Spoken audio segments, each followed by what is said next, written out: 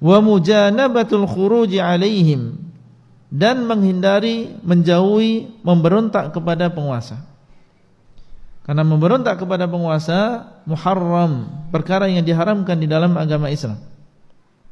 Ya, agama Islam menyuruh kita untuk mendengar dan taat kepada penguasa.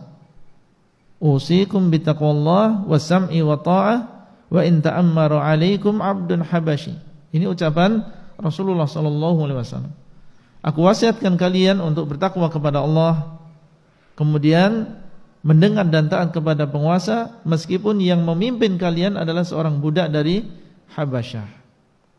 Ya, seorang budak seandainya dia jadi pemimpin kita, dan orang-orang Arab dia secara umum memandang rendah yang namanya budak, seorang hamba sahaya. Ya, kedudukan dia ya diperintah, dijual, dihadiahkan, dan dia adalah bagian dari harta seseorang. Tapi seandainya qaddarallah, ternyata dia menjadi seorang penguasa, entah dengan sebab bagaimana dia menjadi seorang penguasa. Dahulunya budak, tapi sekarang jadi penguasa. Kalau sudah jadi penguasa, maka kita, meskipun kita adalah orang yang merdeka, harus mendengar dan taat kepada dia, karena dia sudah menjadi pemimpin kita. Ini adalah penekanan dari Rasulullah SAW. Seandainya terjadi ada budak menjadi seorang pemimpin, ya. Kemudian juga di dalam isi baiat para sahabat kepada Rasulullah SAW, mereka mengatakan wa alla nunazi'al amra ahlahu. Di antara isi baiatnya adalah supaya kami tidak mengambil kekuasaan dari yang memiliki. Tidak boleh memberontak kepada penguasa. Ya, dan ijma' para ulama semuanya, ya, para a'immah semuanya tentang haramnya memberontak kepada penguasa dari berbagai mazhab. Berkata Al-Imam An-Nawawi rahimahullah di dalam kitab beliau Al-Minhaj, Syarah Sahih Muslim Ibn Al-Hajjaj, beliau mengatakan bahwasanya ini adalah ijma'. Ya, mengatakan bahwasanya ini adalah al-ijma', yaitu memberontak kepada penguasa. Ia memberontak kepada penguasa yang sah, maka ini adalah diharamkan. Kemudian beliau mengatakan wa in kanu fasaqatan zalimin, meskipun pemerintah tadi adalah orang-orang yang fasik. Ya, wa in kanu fasaqatan zalimin, meskipun pemerintah tadi adalah orang yang fasik dan dia zalim. Kezaliman pemerintah tidak menjadikan halal bagi seseorang untuk memberontak kepada pemerintahnya.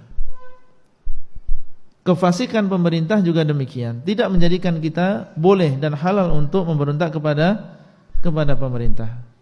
Dan ini adalah petunjuk Rasulullah SAW.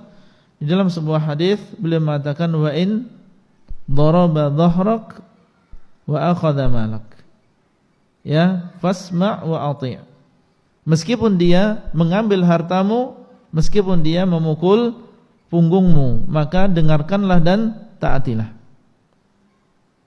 Dan memukul punggung termasuk apa? Kezaliman. Mengambil harta orang juga termasuk apa? Kezaliman. Maka beliau mengatakan fasma' wa ati', maka adalah engkau mendengar dan taat. Menunjukkan kezaliman penguasa. Mungkin dia mengambil harta kita, dia mengeluarkan aturan, kemudian mendolimi kita di dalam harta kita. Tidak boleh menjadikan kita kemudian menjadi alasan memberontak kepada penguasa, mengatakan pemerintah kita zalim, pemerintah kita semena-mena dan seterusnya, maka kita harus mengambil hak kita. Ini menyelisih sunnah Rasulullah SAW. Demikian pula kefasikan mereka, mungkin ada di antara mereka yang korupsi, ada di antara mereka yang berzina, ada di antara mereka yang pergi ke tempat-tempat yang dilarang.